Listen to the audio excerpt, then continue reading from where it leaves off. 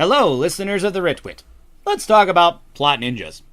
Not how to use them in your writing, as we've already covered that in episode 14. But how you can sign up to become a plot ninja yourself. This week, we at the Writ are sponsored by the Plot Ninja Dojo, where you can study plot ninjutsu and leap into stories where writers are stuck in writer's block. Good day, my students. I am Master Donald, and I will be your sensei. Clear your mind, master your focus, and pounce into the story with all the flips and hi-yahs you can muster. This time, students, we shall leap into a story where the author has the main character backed into a corner with seemingly no chance of escape. You ready, ninjas? Hi-yah! Hi-yah! Hi-yah! Hi-yah! That's the spirit. Let's get kicking!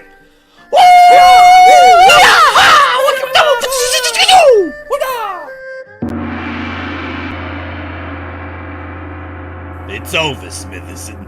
Hand over my money or you're gonna sleep with the fishes. Come on, I don't have $10 trillion. I'm just one man, not the U.S. national debt. You can't sweet talk your way out of this one. You're surrounded by 50 of my men, all pointed pistols right at your chest. I've also hired some mercenaries to shoot those bazookas your way in case you're wearing a bulletproof vest. And if you escape that, my satellite is also flying overhead, ready to fire a laser straight from orbit to incinerate you. Sheesh, how much power do mob bosses have these days? It's the 21st century, baby! Your time is finished, Smitherson. Nothing can save you. Wanna bet? Plot ninjas, attack!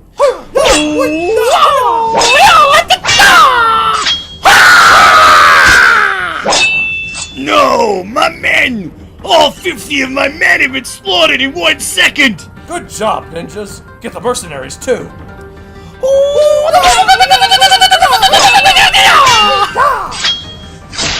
No, my mercenaries! I paid good money for them! Now, time to get that satellite. Plot ninjas, do your greatest ninja leaps. Hey!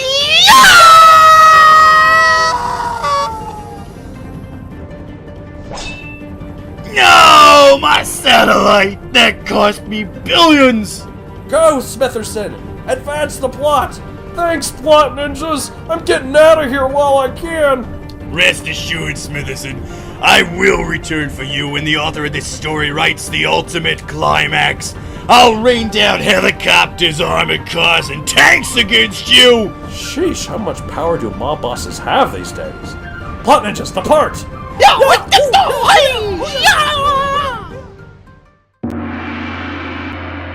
Excellent work, my students. Now, on to the next story. But first, perform 100 flips, ninjas.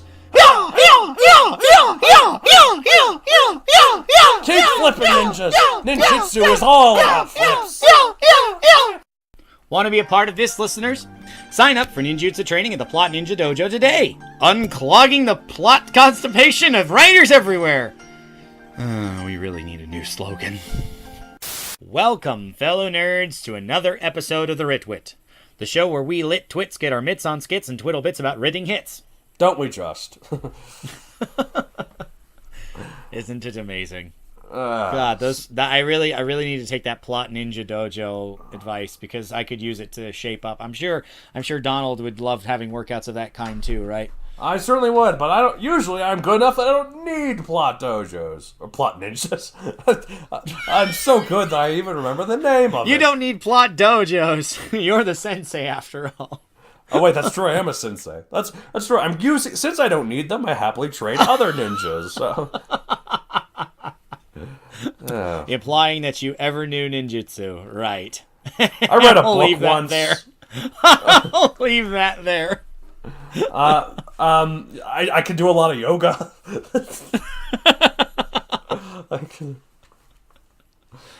Oh boy, that's all right. The people I train somehow become ninjas, so clearly something I'm doing works. Something you're doing works, or the stories that we concoct are just crazy.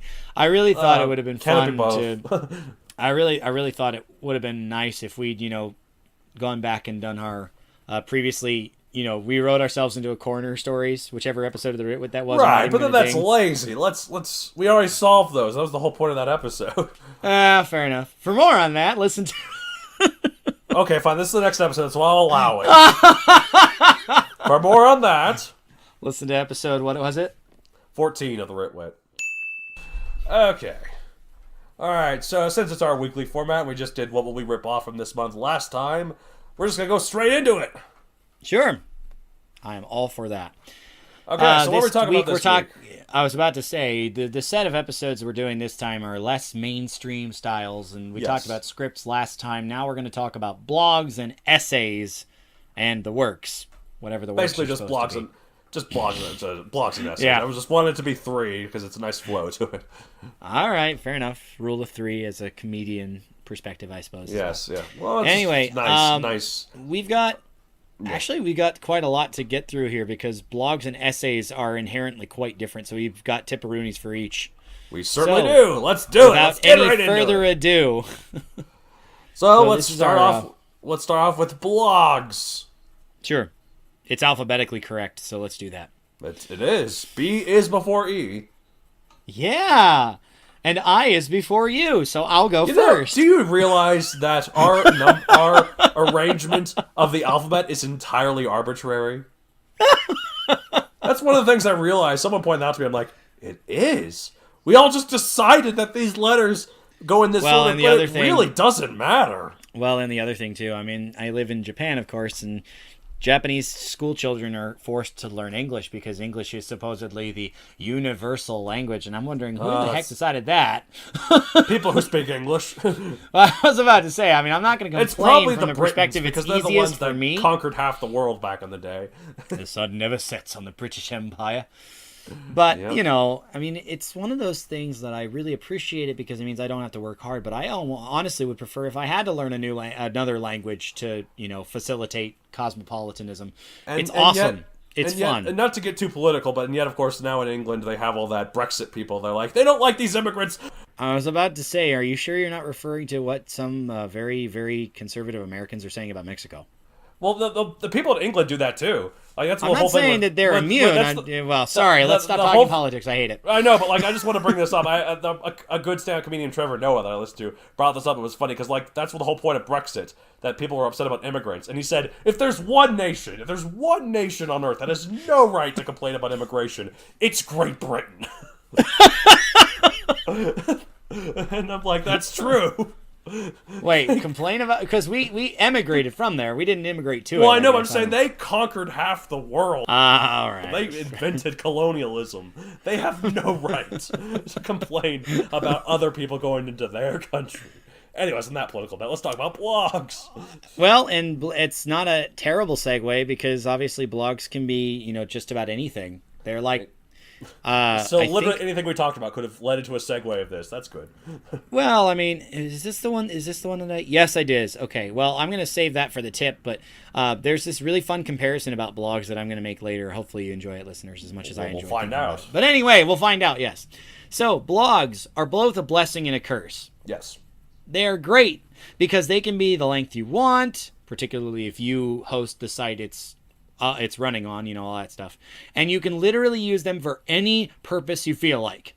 Yes. They're bad because even your own blogs may be hit or miss for you, let alone your audience. Right. As an experienced reader of various bloggers, I find myself looking for keywords in the title to save time on just how much content there could be. Especially with sites that have multiple bloggers at the same place. You know, you find your favorites, you find your favorite topics, your favorite authors, and to heck with the rest because there's just so much content you will get inundated if you're not careful. Right. But they are a platform for you to say what you feel like saying. Mm-hmm.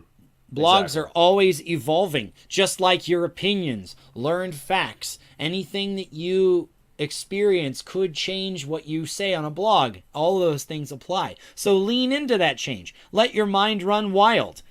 But be sure that you don't judge your success based on views for each individual blog post. That is the hard part. You're plenty successful for just putting yourself out there. Freedom of the press and all that. Again, political.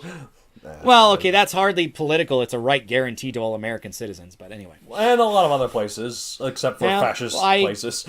I was about to say I can't guarantee it in other countries, which is why I specified America. I'm assuming for 90% of them it's okay, but there are if you wanted a few, political like North blog, Korea, that's definitely not okay. political blog, you could do it. If you wanted to tout conservatism, or if you wanted to be liberal, you could do that. If you wanted to talk about how you love this Broadway show that nobody else loves, you could do that. If you wanted to talk about how your really top 10 like Urinetown. I'm glad you do, because I really had fun being in that show. I didn't. Actually, I thought it was terrible, actually. I hated the ending. But I liked you in it. You performed in it. You did a really good job of peeing on stage there. No, you didn't really pee, but you turned around. You said peeing on stage. It's correct. I know, but you didn't. I just want people to know you didn't pee literally on the stage. Oh my God. Ruin the mystique. Peek behind the curtain. No, but you could do a blog about literally anything. If you wanted to blog about how awful your grandmother was to you growing up, if you wanted to blog about your dead cat, if you wanted to blog about that time you went to the cemetery, you could do any of those. Cat. Blog what? Blog entry 2. My cat is still dead. Hey, I didn't mean it was your entire theme. I'm just saying you could make a blog post about it. Like a memory of the dog that you had that died. If you wanted to do that, Donald, you could. I could. I mean, but that's the thing. Blogs, there's no limitation to what content you could include. There is a very easily definable limit on what people will actually read. Well, yeah, but, exactly. As far as your creativity is concerned, this is the playground. This is the place to do it. Right. And that's also kind of the struggle for me, because I'm like, oh, I can write about anything. The world is my oyster. The world is my sandbox. What do I do? And then just nothing. Blank. And there's too many different places to go, so you don't know where to start. Right. That is right. Like, I've always struggled with blogs, because I always get caught up on, like, is this a good idea? Is this a good idea? Like, I don't feel like you have to stick to a specific formula for every entry. Blogs can evolve over time, and they're as fluid as you'd like them to be. But in order to make sure you have some direction, come up with a general theme and stick to it. I mean, you can have multiple blogs if you want to write about something else, but sure. But like, come up with some sort of theme, whether it's cooking, crafting, reflections on the world, idea pieces, opinion pieces, or whatever. Pick a theme and run with it. Quilting. Then it went. Yes. An idea I had for a blog once was sci-fi pet peeves, where I basically complained about specific tropes in sci-fi fantasy that irk me in a snarky manner. Like the lack of technological advancement. Like, why in Lord of the Rings do 3,000 years pass before by the time that Isildur, and they're still riding horses, and they're still using swords, and the armor looks exactly the same, and I get it for the elves, they're long lasting, but the men, like, I get it for the elves, but the men, or like Star Wars. Don't get me started on Star Wars. Apparently, in Knights of the Old Republic, it looks exactly the same as it does in the modern day, and that was thousands of years beforehand. Like, you'd think, with lightsabers acting the exact same way, and blasters acting the exact same way, you'd think, in the thousands of years before that, they'd be like, okay, shooting at this guy with a lightsaber doesn't work. What if we devise a device? What if we concoct a device that disables the lightsaber, or goes through the lightsaber stuff? Something.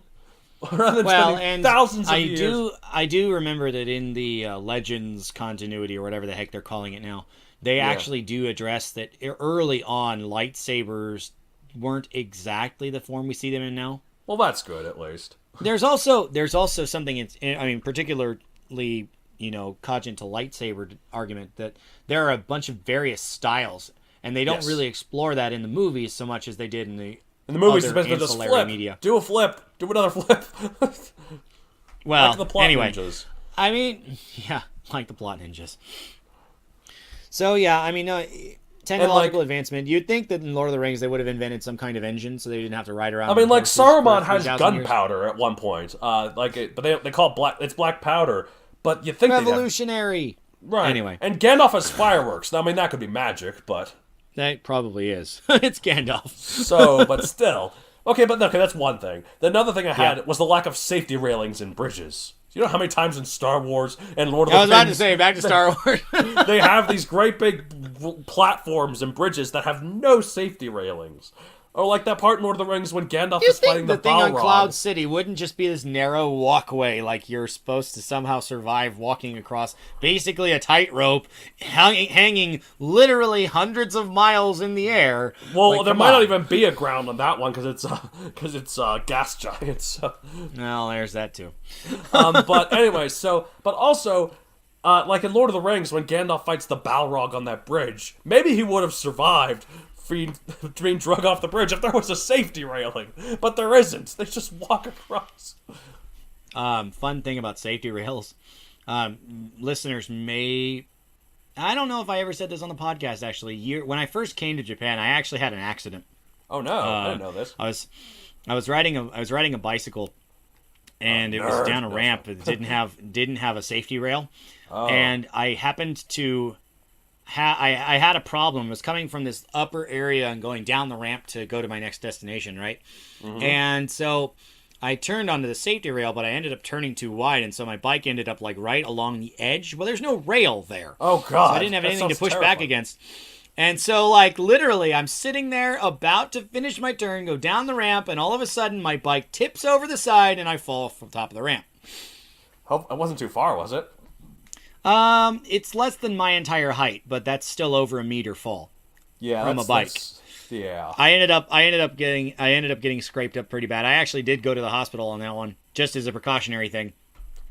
And my legacy in this town, they put a safety rail on that ramp. That's your mark on this town. That's my mark on this town. Well, that's good. Sorry, I'm glad you made a difference somewhere. Exactly. Somehow I made a difference. But anyway, so that's basically stuff like that is what I talk about. But there's a lot I could have done with this blog, but I ended up not doing it to do shifting my focus as a writer. But I could have done it. I totally could have, I swear. Believe me, David. All right, I'll believe you. I have no reason not to. No, I gotta be defensive here. No, okay, you believe me? Oh, okay. Well, okay, fine. I don't think you'll ever stick to a single theme, Donald. How dare you? I don't know how many times in the last few episodes it seems like we've been rage quitting more than usual. Anyway. I mean, I powered through it, but... Well, we'll go straight into the blog tip-a-roonies because we do have to talk about essays as well. Blog-a-roonies, that doesn't work, okay? That does not work. Anyways, blogs can be as simple as a daily entry or complex as a long-form series with multiple installments. Whatever project you try, though, see it through to its finish. Yes. With that said, don't try taking on too much until you've proven you can do it justice. Exactly. I mean, there is such a thing as setting your sights too high. So if you think, I'm going to have a weekly series that publishes Monday, a separate one that publishes every Thursday, another one that publishes on the weekend, unless you've proven that you can do a weekly series without too much interruption or trouble creatively, don't try, tackling too much at once. Yeah. I mean, like, well, in a similar vein, this podcast, we tried monthly, because of scheduling, but also because it allowed me to, like, get the feel of how it all works. If I had gone straight to weekly, it would have been difficult at first for me to... I think it's still difficult in some respects, but that's... It is, but we're making it work so far. Who knows if we'll stick with this. I was about to say, that's the concern. All right, what you got for a tip? Okay, my first tip is have a voice. People first start reading blogs due to the content, but they keep reading due to the voice of the author. If you have a certain attitude in your writing people like, they'll get hooked. They'll be more keen to read more of your work regardless of what it's about. Like, that's a nice thing about having a good voice. Like, you get people more interested in reading your other stuff, even if the subject matter, they're like, is it really something I'm into? I don't know, we'll find out. So yeah. No, I can definitely talk about that with, like, YouTube artists, with sports writers. I run into that thing, too. I go because I get caught, my eye is caught by the title or a title card or whatever it may be, and I stay because I enjoy it. If I don't, then I'm just going to leave and not waste the time. Absolutely. So, yeah, that is a very good tip as well. Well, thank you. Another one from me then, number 2. Don't be afraid to revisit things if the topics change over time. Exactly. Now, I don't know how often that may be. It's up to you, I suppose, as the author of this blog. But, your top 10 recipes list may differ from year to year, and there's no reason you can't share those changes with your fans if you so choose.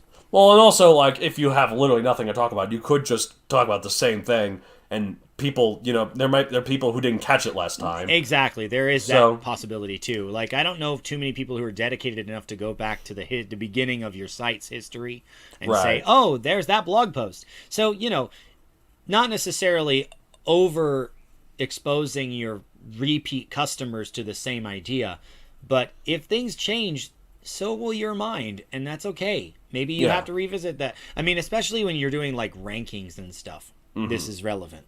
because Yes. content is constantly changing. You're seeing new things. The characters themselves are morphing, so your opinion morphs with them. Right. Makes sense. Okay, so my next tipperoonie. While it's wise to have a schedule, I mean, this applies to later on. I'll talk about earlier on, but later on, don't feel like you have to have a new entry ready every time, because in my experience, that can stress you out, and often you'll just procrastinate to the last minute before writing a new entry. This is why it's so important to pick a subject you're passionate about. Like, pick something you want to write about. However, Can I piggyback off that real quick before yes, you go before ahead. you Go on? ahead. Go ahead. One thing that helps if you're starting out a blog is to have a couple of things already made. Right. Like, Exactly. yes, you can do the intro blog post and say, oh, I'm going to post every day. But honestly, maybe before you create the blog, you should have a couple of things ready to go so you could set up an easy schedule to meet. That consistency should help. But anyway, go ahead. I interrupted you. Of course. No worries. So, but yeah, for the first 10 or so entries, though, I say, try to force yourself to meet every deadline. Like this, what I was talking about is later. Like, at first, to get your audience and to seem professional, for the first 10 or so entries, try to force yourself to meet every deadline. Hopefully, by the end, you'll be more invested in writing new entries. And as I said, too, depending on how much content you have ready, you could use those as you're creating new stuff. I mentioned on this podcast a lot, I've mentioned Starburst, the project my co-author and I are working on. I'll tell you more about that next time. Because of progress. But the point being that, we aren't really publishing it too far right now because we don't want to, get stuck in the rut of real life happens so we can't turn out new content even though we've promised it to you. Right. So we're writing enough ahead of ourselves that we could have a somewhat loose publication schedule, and meet it while continuing to finish whatever we need to finish so we can keep that schedule going. Mm-hmm.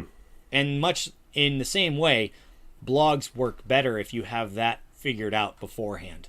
Mm-hmm. Like, I don't know how much you need before you can commit to starting a blog, but if you have nothing, then it's hard to make a schedule because you have to invent something every single time. Right, and exactly. That pressure, aside from the time pressure that comes with it, that pressure could also affect you as a creator as well.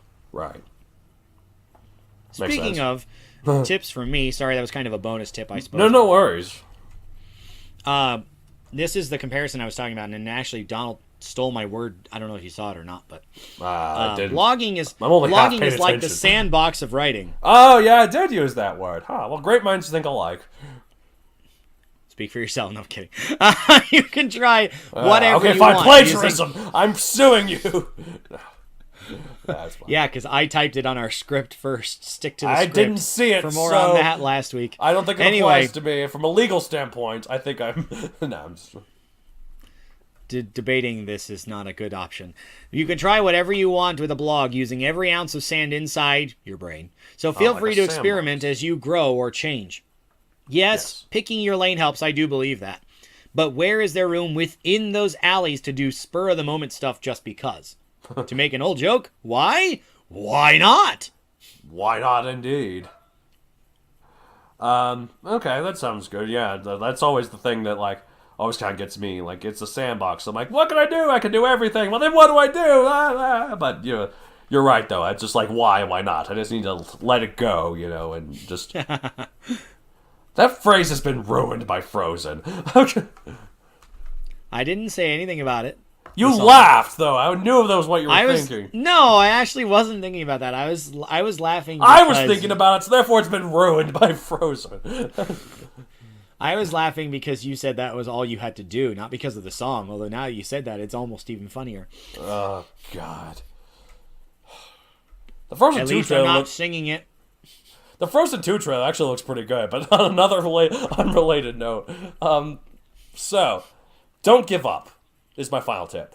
Don't discourage if you don't get readers right away. No one gets readers right away, unless you already have a name for yourself, of course. Well, that's the thing. If you're starting a blog as an established person, you're going to have those fans likely come over. But if you're just starting out through the blog, you're not going to have them at the outset. Just keep adding entries and keep going and keep promoting it. Eventually you'll get an audience. Now this is true about everything. This is advice I need to give myself sometimes too. Like give yourself. Well, you're listening to this podcast, aren't you? Well, exactly. Well, this podcast is the thing. Like sometimes I get discouraged and like this podcast isn't growing as much as I'd like it to be. It is growing, but it's not growing as much as I'd like it to be. And I'm like, do I just keep going? What do? I keep going. I tell myself, I do this for fun. I do this for me, but I also do it in case, to add to my portfolio. So I keep going, Sure. So I try. It does get discouraging sometimes, but I try not to let it bother me too much. So, and so should you, listeners. Any content creator runs into the same thing. So obviously, it's a struggle that we all share. So don't let this bother you that much. It's something you do because you want to do it, and just keep that motivation at the forefront, rather than if people are appreciating it exactly the way you intended or as many people as you'd hoped. Yep. Well, that was our thing about blogs. That was our essay on blogs, if you will. And speaking of which, that one was pretty forced. But really, you don't say. Nah, it was seamless. Right. No one will know. No one will ever find out. Yep. Anyhow, so our summary of essays, we're starting to get into stuff that's less, for amusement and more for educational stuff. So I'm going to go ahead and treat this like essays, as in like school projects, dissertations, that kind of thing. Yeah, I'm going to do the same thing. Okay. Anyway, abstracts are a reader's best friend. If you have a very long research paper, most people won't let the later pages see the light of day unless you've given them reason to follow it, whether it's grading, peer review, looking at your work for citations on their own or whatever. Right. My advice, set your paper's abstract in pencil up front. Just in pencil, so you could erase it, right? Then as your paper takes its fullest shape and you've finished your draft, then you put it in pen. Okay. Essays are meant to be scholarly, so you have a responsibility to not only edit your own work, but vet it by other people as well. Right. Never assume a first draft is good enough unless you've gone through it with a fine-tooth comb afterwards. Makes you may sense. have to rewrite an entire section. You may have to change the order of your arguments. You may have to completely, throw out the structure, maybe even do a completely different second draft. I don't know, but the abstract is really important because that's your hook to readers. Right. If it's something they're looking for and they see it in the abstract, they will search through the rest to find it. As opposed to, this is a general paper about music theory, and then they have no idea what they're looking for, so they're just going to look for somebody else's writing. Right. Sorry, I use that example because that's more relevant to my academic experience. Well, of course. But I'm sure there are other topics as well. Well, right. Well, I'm going to use my relevant academic sort of studies that I've done, because I was an English major, as I've often mentioned in the show. Yes. And since I'm assuming most listeners who are listening to this are writing essays, people who are writing essays here are doing it for school, sit back and enjoy some experienced advice from an experienced essay writer. Barring only a few, I've got all A's in my college essays. I was about to say, why are you using all anyway? You can't do that with barring a few. Barring a few, I got A's in all of my college essays. And what I did was I conveyed my topic in a way the professor wanted in a well-organized piece of writing. The introduction is where you describe your entire topic. Don't leave anything out to add to the suspense. Instead, suspense novel. Exactly. Instead, clearly convey what your essay is about in the opening paragraph. The body of the essay is where you go into details and support your points through thorough exploring of the concept, cited sources, and excerpts from the book / website / whatever other thing the essay is about. And the conclusion is reiterating the point in a more concise manner and issuing a closing statement about what the purpose of this point is. Follow all this with a well-formatted, grammatically correct, spell-checked, and well-written paper. That's all it is. It's nothing much. No. Nothing much.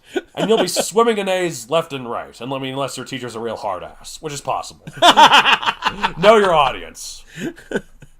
There are definitely some professors that are not easy to please. There was one class I took. It was literary theory, and I hated this class. Like, if I didn't pass this class, I wasn't going to be an English major because I was like, I'm not taking that again. Thankfully, I passed. I'm curious what you would have done as a major. I was thinking interdisciplinary studies. I would have mixed it with art. Was kind of what I was thinking. Oh, okay. Just an intriguing peek behind the curtain there. Yeah. I do really appreciate that you said the details and stuff. However, I want to throw out the conclusion. You said it's a more concise manner. Shouldn't the introduction be fairly concise in its own way? They're both concise, but the conclusion I suppose is like the reason the conclusion has to be the conclusion should be more so because you also have to reason what you're taking from this, why you're writing the essay to begin with, as a statement of your own opinion belongs there too. So you don't want to make it too long. I suppose is probably right. Exactly. But anyways, what I was going to say about literary theory, though, was there was this one paper we had to write for it. We had to take, like, a scholar that we were talking about, like, and there were all these ridiculous names. I don't remember what they were. But they were these existentialists and, like, these Marxists sometimes, and, like, these people on, like, these various things that were having these so fine points talking about basically nothing.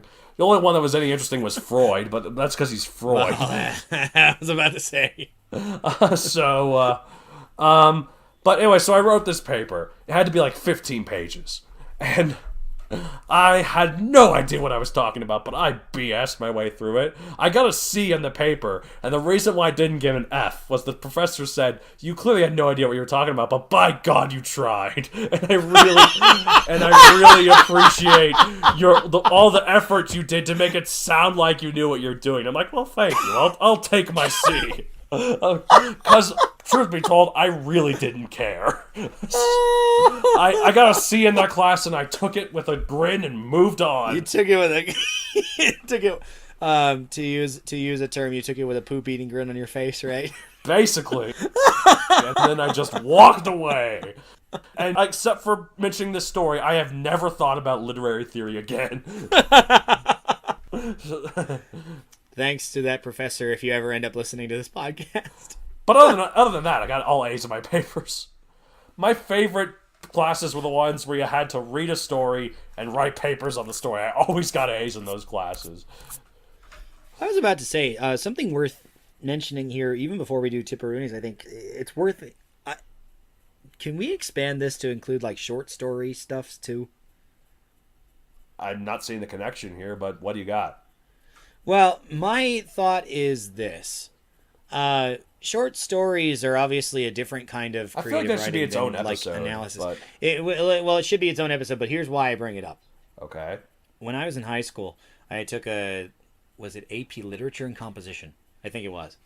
That we had an assignment in that class to do a short story. Okay. And the reason I bring it up as far as essays go is because it's an assignment for a class. It's still supposed to be somewhat academic writing. Obviously, it's creative. There's more to I did a few of those in what my you're own doing. Classes. So right, and so like from the assignment aspect, that's why it ties in here. But the reason I bring it up is because the tips that we're providing for essays aren't necessarily far wrong when you're considering short stories, especially for an educational purpose either. Right. Like your beginning, your middle, your end should be defined. It should be very clear. It should not get too long-winded. And trust me, even before really doing much of NaNoWriMo, I had a lot of problems with that. Yeah. I've told you about one of them, Donald, but I'm not going to really rehash the entire story for the listeners here. But there's this assignment, and it ended up, we were supposed to do like a 10-page thing, and I ended up doing like 20. Oh my God! I was expecting like 45, knowing you. Well, and that story didn't even feel like it was done. I rushed the ending like mad. Oh God! It's me. I've done that before. But anyway, I mean that's the thing though, is that if it's an assignment, you cannot ignore the structure. Is the reason I bring it up. I don't think we need to separate it. I mean, maybe we'll do something on it later-ish, but for right now, I just wanted to throw that point. Well, I guess that's the works part of the title. Sure. That little bit about short stories. But back to essays. I was about to say, and speaking of works, like essays... That was even more force, but I'll take it. So... I'm just trying to make you feel better, sir. That's all it is. Thank you. Mission accomplished. So. Good. All right, so yeah, for tipperoonies, never. All right, I got some wisdom here for you guys from all the ready. experience of my years of writing essays and doing fairly good on them myself. You were cum laude in school, so I'll listen to you. I was magna cum laude actually, but thanks. I thought magna cum laude was when you got all A's and everything. You missed one, right? So. No, it's done by GPA. Summa cum laude is the highest with greatest honor. Magna cum laude is with great honor. Cooler to me, so that's why. And cum laude is with honor. Okay, so you're magna cum laude. All right, so as magna cum laude, what do you got for us? As magna cum laude, never underestimate the power of proofreading. Please don't shirk that important task. I'll try not to.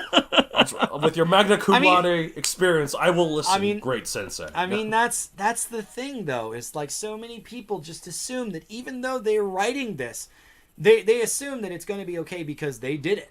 And yet they don't go back through and they make stupid omissions, dropped words, stupid spelling things that they didn't catch. Particularly with homonyms, this is common. You know, where the spell check won't give you an error, but it's not the right form of the word or whatever. Right. You know, so go back through it. I'm sorry. This is one of my minor pet peeves about it, is that people just assume that the draft is over and it's done and I'm just going to hand it in. No. You have a responsibility to be scholarly, which means you need to look over it again. You should have other people look at it too, because your own set of eyes might be sufficient, but another pair of eyes is never a bad thing when it comes to editing scholarly stuff. Another stand-up comedian I watched was a Patton Oswalt special. Oh boy. And he was talking about women and men, how a lot of times in movies, men are the directors while women are the editors. And so he's talking about this man, like, let's say the guy I forgot who did it, who did Lawrence of Arabia. Oh god, I should remember that name. He was like, oh my gosh, I'm shooting all this film and film's going everywhere. Every frame is a painting. This is a masterpiece. Oh, I'm shooting film here. Oh, it's done. Oh man, I shot a lot of film. And then the woman's like, aren't you done, sweetie? All right, you go away. I gotta make a film out of this mess. I can't send an 18-hour film to the studio. That just made me think of that.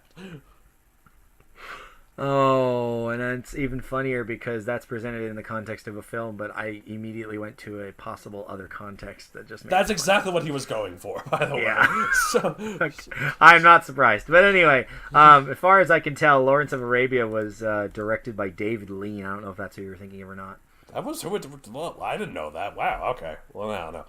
Sam Spiegel was the producer. Maybe I was thinking of the Godfather guy, like that's Quentin Tarantino, isn't it? No, it's not Quentin Tarantino. It's like Francis Ford Coppola. Francis Ford Coppola. Sorry, Quentin Tarantino did not do Godfather. Yeah, Quentin Tarantino's like Reservoir Dogs, and like I'm sure Tarantino is honored that you thought that he directed The Godfather. I'm gonna look this up now because I feel really dumb. Quentin Tarantino. What? I mean, like, I think he did Kill Bill. He did do Kill Bill. Much mistaken. He did. Oh my gosh, there's so many things that he's done that I. Inglourious Bastards. Inglourious Bastards. Fargo. Django Unchained. No, yeah, he did Django Unchained. No, wait, no. Fargo was the Coen brothers. You can tell how much I care about movies, listeners. Podcast about writing, damn it. Let's go. All right, so my tipperoonie. That was a really long tipperoonie for your thing that's so short. It was my bad. No, I brought up. Sorry. No, it's my fault. All right. Tangents. Anyway. Don't go overboard, like we just did, with sources and excerpts. Essays are about what you have to say about the subject, not other people. In my experience, having the exact minimum number of sources the teacher/professor asks for, and no more, lets you complete the paper's requirements while leaving pretty room for your own thoughts. The only exception to this, I would say, is if you're doing a synthesis. Yeah, I'd say so too, yeah.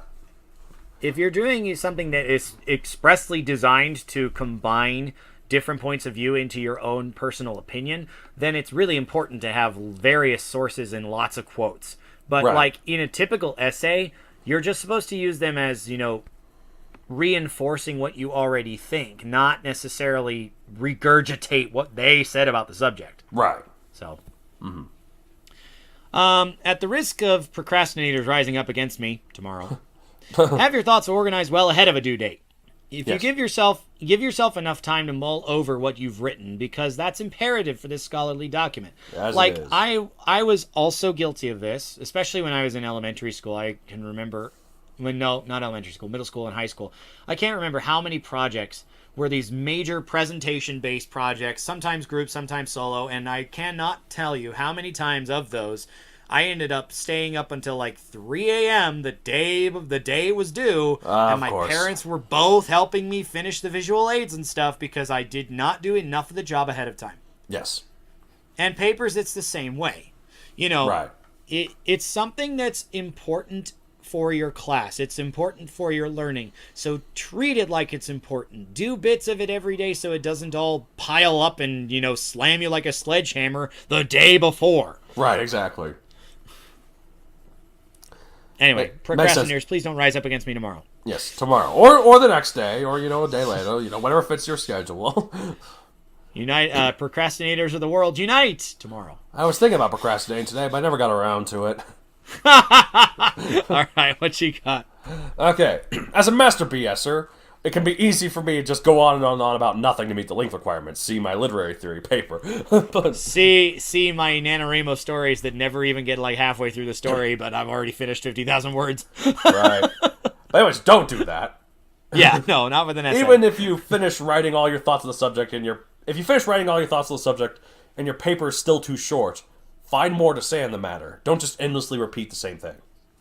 Maybe maybe it requires a bit more searching. Maybe it requires finding another source and trying to tie that in. Exactly. You know, if it's still too... I mean, I suppose as a professor, not that I am, but if I were a professor, I'd prefer a paper being a little bit short and they had said everything they wanted to say, if they'd exhausted their opinions on the subject, rather than it got way too long because they had too much to say. Right. Because that's a lot easier to read through. And, yeah, as long as you meet the page requirement, but yeah. Well, fair enough. Add a cover page, man.